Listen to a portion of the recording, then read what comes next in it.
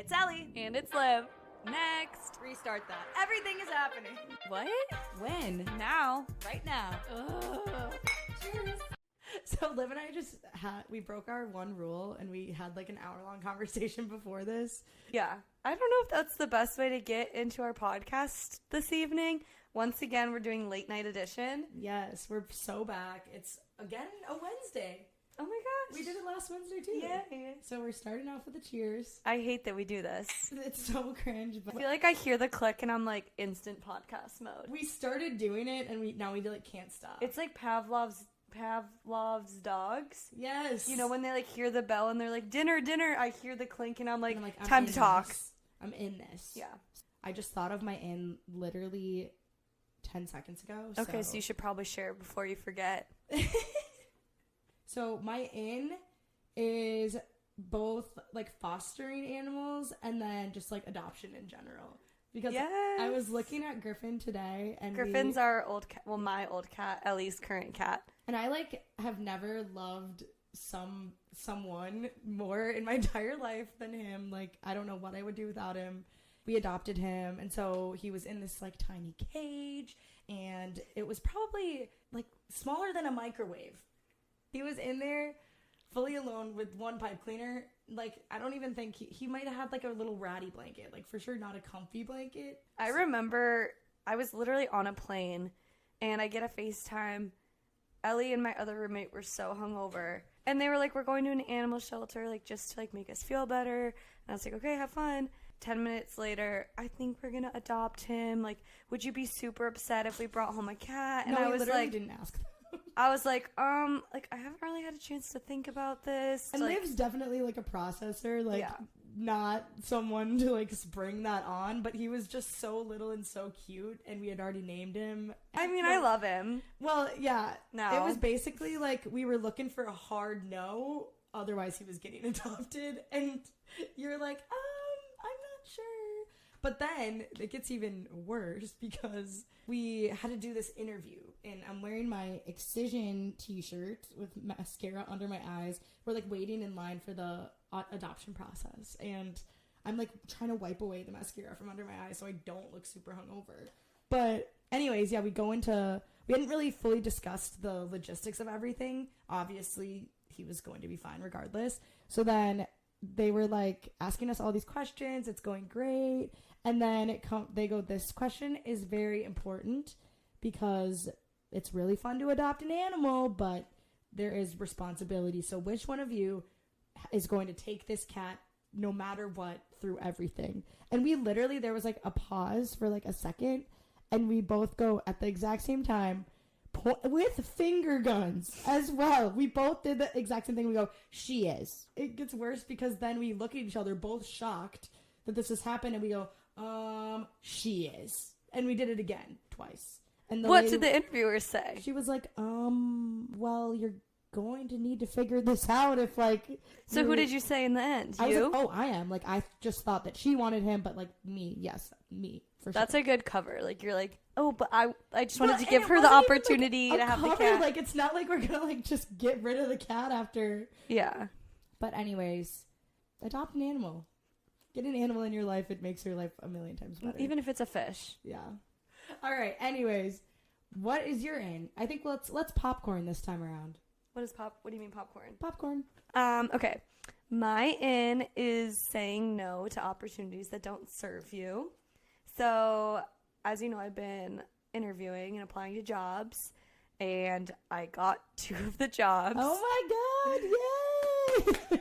And I'm going to say no. Good. I don't know. I think I just thought that a new job was going to solve all my problems and that, like, I'd immediately be happier.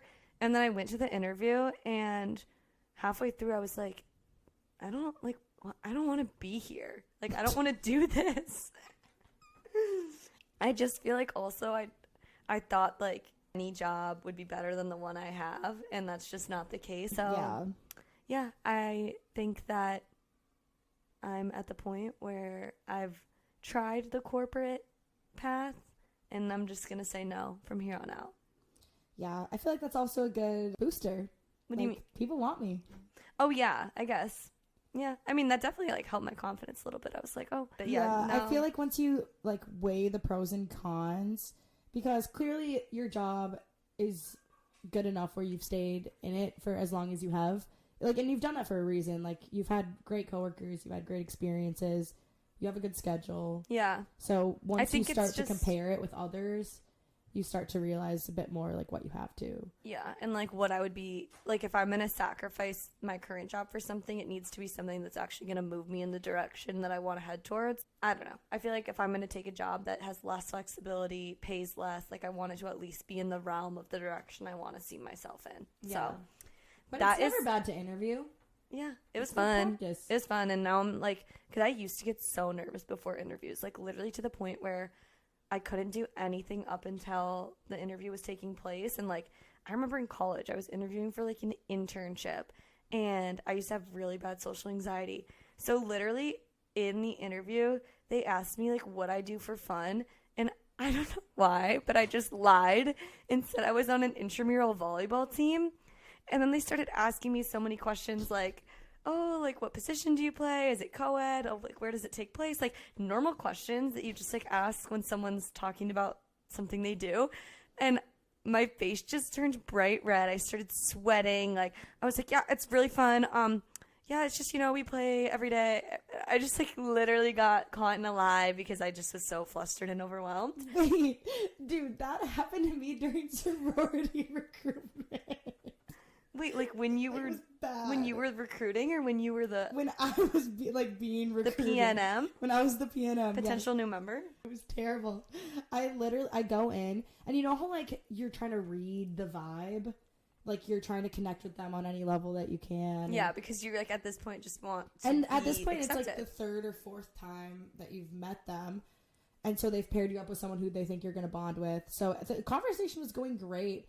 And I just got way too ahead of myself. The girl goes, yeah, so I was doing something and then went to, like, this golf thing. And the way that she said golf was like that she did not want to be there. Like, and I was like, ugh, or I was like, ew, or like, ugh.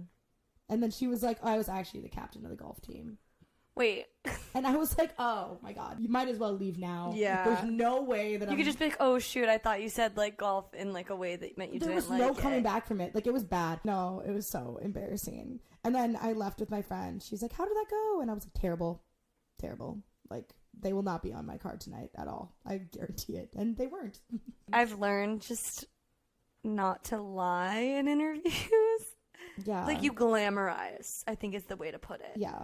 Like, if someone's like, tell me about a time you led something. Maybe you didn't necessarily lead it, but if you were a part of it, you just talk to it like you led it. Well, how are they going to... How would they know? How would they know? How are they going to know? How are they going to know? They don't. Yeah, so... But, yeah, so, my in is saying no to things that don't serve you. Obviously, in this case, for me, it was interviews. Or jobs, but I think, like, I'm terrible at saying no. If I can I'm trying say to get yes, better. I will. I know. I say yes to everything, and then I, like, actually just get so overwhelmed and exhausted. I know, because I like to do things. I like to be helpful, and those two things alone will get you booked. Yeah. Get you booked up, but it's not necessarily a bad thing unless it's something, like, you're uncomfortable with. Yeah. But I've said yes to uncomfortable things. Consent. All right. So what is your out? My out? Well, this is my hopeful out. Sickness. February has been the most sickness-ridden month of my entire life. I think I've had 3 different illnesses. Did you have noro? I think I've had noro. I think I've had COVID. I think I've had a mix of noro and COVID. Right now, my roommate has COVID. My friend just had norovirus. It's terrible. It's terrible out here. But I think I had it all in February because I went to Canada and I came back and I just have never felt worse in my life. My throat hurt for like 3 weeks on end. And then I thought I got food poisoning, but I think it was actually noro after hearing the symptoms. Have you gotten sick this month? I was sick like last weekend, but no, it was just like I didn't feel great, but I had COVID over spring break. Oh, but really? yeah, Like, I don't it's really coming know. around again. I totally forgot about it for a hot Yeah, sec there. now it's back. My roommate's like, I'm embarrassed I have COVID. Like, this is like embarrassing. Well, it's kind of like, oh, like if you have COVID, like, do I have to tell my work? Like, what do I do? It's like such a weird time because now. it's like, no, she's quarantining in her room, and I feel so bad. I'm like, dude, I think I already had it, but oh, it's just terrible, and I just really, really. What are your like tips to getting through a sickness? Oh my God! Well, I have every tip in the book now. Get all the soups. Panera is your best friend. I got these Mucinex cough drops, and they like numbed my entire throat, and I went through like half of a bag in one night. Don't do that. Wait, I've actually like I take those like they're the drops, right? Yeah, and I take them they're at individually night. wrapped. Yeah, I take them at night, and then I'll like fall asleep, and then I'll wake up and I'll still have it in my mouth. Okay, wait, that is a joking. I know, but I'm like, it's so soothing that I like fall asleep. I'm like, yes, I can, like, my throat is numb, like, and then I like will wake up and there's like still a little piece in my throat, and I'm like, okay, glad I made it. That's probably not super good. I went through like half of a bag in one night, and I woke up and the roof of my mouth was like raw to the touch. I like couldn't eat anything.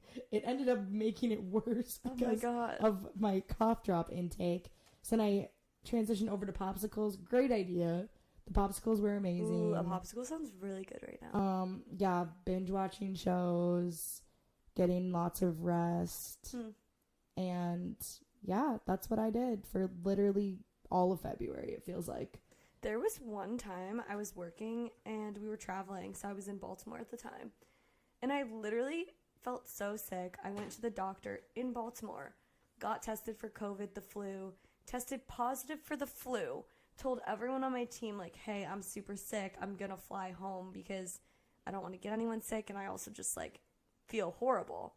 And my partner had the audacity to ping me while I was home, asking if I could order the team Uber Eats lunch. I remember that. And I was asleep at the time because I had just gotten home, and I was like, I'm sick. I'm, like, going to bed. I'm going to be offline today. And I woke up to a ping being like, hey, did you order lunch? Like, we haven't gotten it yet. And I literally pinged back, sorry, like, I haven't been online since I'm sick. Like, I can order it now if you really need me to. But I was just like, the audacity to be like, did you order lunch as I'm, like, literally flew home from the work trip because I'm sick and throwing up and unwell. Yeah. So that's when I really felt undervalued. That's terrible. The last thing you want to do when you're sick is work. And, like, this person's a mom. She probably has kids. Like, if your kid was sick and, like, someone was telling them to work, like, you'd be like, no, back off my kid. Yeah, that was ridiculous. I hate being sick. If my immune system shuts down on me one more time, I don't know what I'm going to do. Like, I think it better be able to combat most everything right now. But do you believe in that? Like, I don't know if this is backed by science or whatever, but I've just always thought that, like, if you don't wash your hands, you make yourself more immune to germs. Is that a thing? I've never heard like, that. Logically, it makes sense, right? You're exposing yourself to more germs. So like, if you're dirtier... like, kind of, right? I just, like, always thought, like, I think I'm pretty hygienic. But, like... Should we test it out? Sometimes when I'm on the L or, like, if I'm, like, at the airport, I'm like, this is so good for my immune system to get exposed to all these germs because they're learning how to fight back. Yeah. Dude, do you ever get, like, that feeling, like if I hold one of the rails on the L, oh, yeah. From the moment I leave the train, I, like, can feel that my hand is disgusting. And then you have to wash your hands. Yeah. And I can't touch anything with it, and it won't go away until I, like, thoroughly wash it. Yeah, no, I've gotten that. Or, like, if I like stand next to someone like super smelly on the L, I like literally have to go home and shower immediately. Dude, because I just feel like their smell is like wafting all over me. Oh my God, I hate when it smells like shit on the L. Yeah.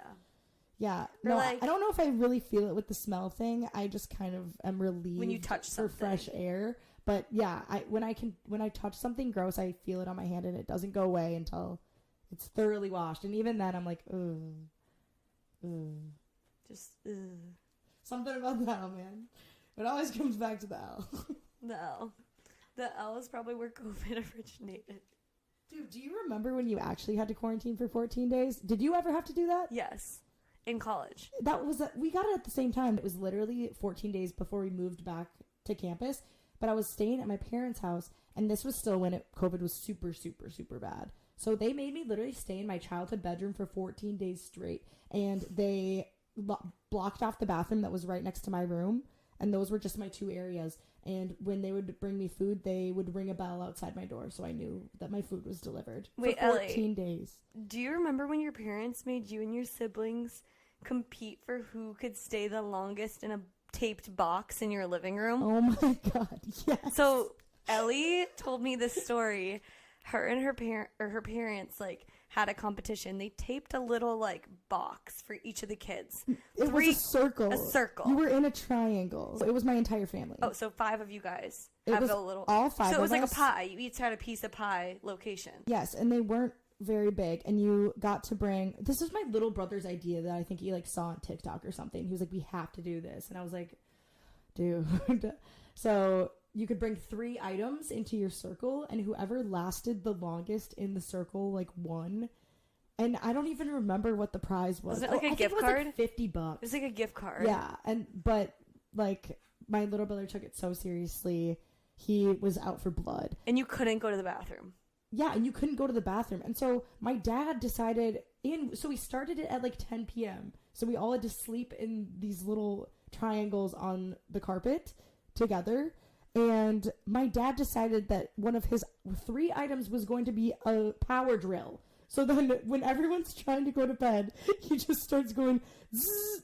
And then we found out after he turned the thermostat down to the lowest temperature that it possibly could be. So everyone started freezing in the night because he changed the temperature to That's cheating. 50. That's literally cheating. That's literally rigging the environment. Yeah, but there were no rules. So it was honestly a power move by him. Also, my parents snuck to their bed in the middle of the night and snuck back down. But we knew that they snuck in. So they got auto-disqualified. But my 3 items I brought... Because I was so behind on all my homework. So I had a test, an online test the next day. And so I brought my workbook, a pencil, and a notebook. Those are my 3 items. And so did you stay up all night? Were you cold? I took 3 melatonin, fell asleep immediately, woke up, and like immediately started studying. And I needed to get this done. So it was honestly for the better because I wasn't getting distracted by anything. And my brother, like every 10 minutes was like, when do you think you'll be done? And I'm like, it's good to stay in here. I'm doing great. Yeah, and Will was like, oh! Like he had already finished like his one book that he brought or something. He was literally pacing the ring of his little triangle, and I started feeling so. I just wanted the $50 and to do good on my test. So then we came to a conclusion that me and Bryn would leave at the same time and split the cash prize. And then let Will leave after. And he got no prize, but got the bragging rights that he won. And he agreed? Yeah, because all he wanted to do was win. So he could flex to his friend. Oh my god. Well, now he's exposed. And I aced my test. And it was great. That's hilarious. But yeah, that was one of my fond COVID moments. Did you do anything like that? During COVID? No, honestly.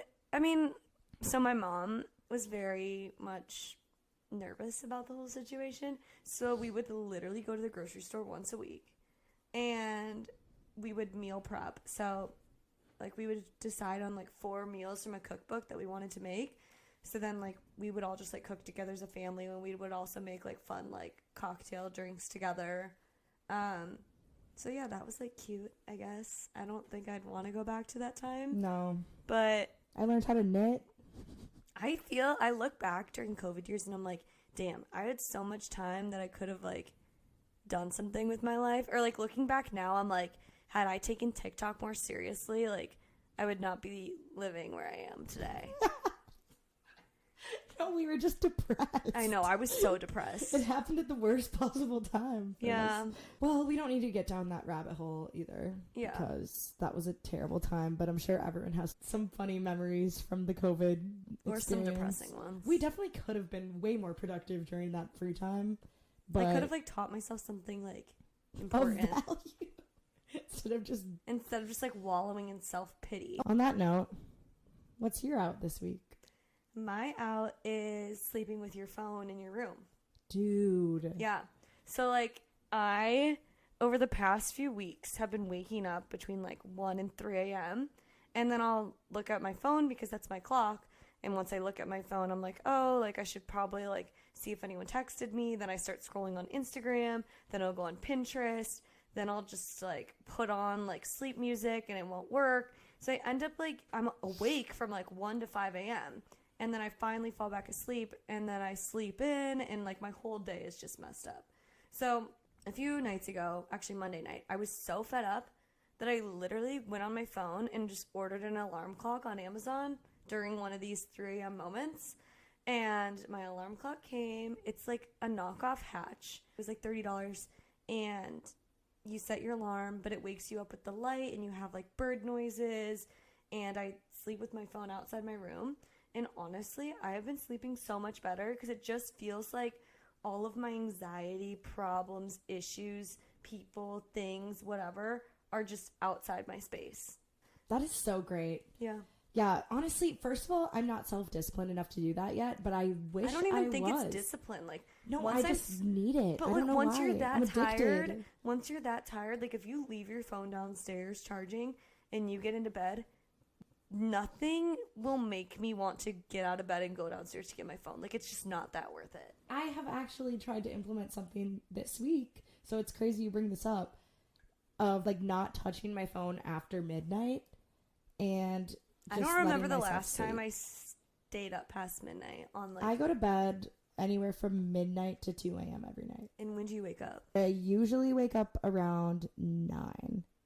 Yeah, so we just have different schedules because I wake up at 5, so I usually go to bed at, like, 10. I'm trying to wake up earlier because I feel like you can be so productive in the morning, and usually I start work around 9 or 10, so, like, having those extra 2 hours to, like, do something good for myself, like working out or just planning my day, is so beneficial to me to have that just time before everything starts going crazy.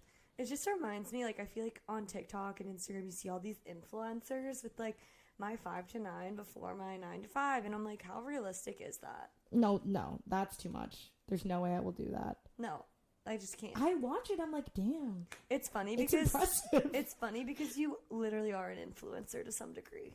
Yeah, I actually am, but not that type of influencer. I know. It's like it's funny because you can really be like any type of influencer. Like, I see people with their dogs and they're getting like promotions for like dog treats or like dog content. And I'm like, damn, they're really making money off their adopted pet. Like, yeah. The concept of being an influencer is actually the craziest thing. Like I would have thought that would have been been like a whole new job market or job opportunity. It's crazy. I try to explain it to my grandparents. They're like, what do you do? Yeah. What are you doing? You get paid to do that? Yeah. I'm like, yeah, because it's like, if you think about it. Because that's the marketing stream now. Instead of like billboards or it's TV. the same thing as a billboard or a commercial. It's insane. It makes me feel like the whole world is shifting to this new model. So like maybe I should hop on the train, but I'm also like, that's just not me. I'm not an influencer. There's literally influencers for every aspect of life. So I you guess just need like to pick your niche and run with it. I think my influencer niche would just be like life hacks.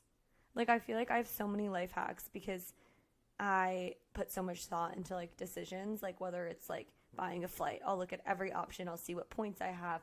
I'll see if I fly in on a Thursday, like what can I do? Or I'll think about like flying in from a different airport. I think our followers would love to see some TikToks or videos on of my your life hacks.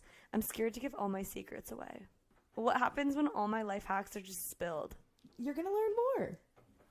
We're only I actually do through our life. That's facts. I do think that the best way to learn life hacks is to talk to everyone you meet, like old, young, weird, fun, cool. Like literally everyone has something to share.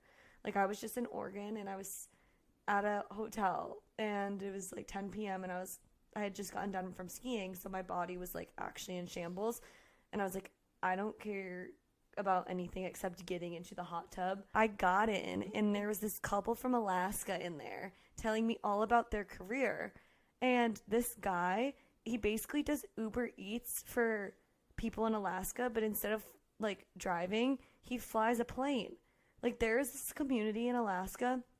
It's these 6 families that literally live in the middle of nowhere, like they can't drive anywhere because they like literally live in isolation. And he will fly them in shipments from Costco. So like every month or so, they'll pool together and they'll put together a giant Costco order. He'll go pick it up from Costco and deliver it on his plane, land on the frozen lake, and deliver it to these families. What? Yeah, like that is a job. That could be a career. He probably makes actually a lot of money. He makes $5,000 per order. What? Mm-hmm. With his little plane that he built. Should we move to Alaska? No. He built the plane? Yeah. That's allowed. If you don't, that's another thing I asked him. I was like, how do you like just build a plane?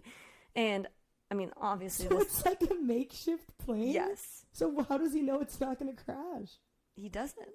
He just wings it? Yeah, wings it. No, but like since he doesn't have passengers, like it doesn't have to comply with the same laws as like commercial planes. These are the things that I want influencers to talk about.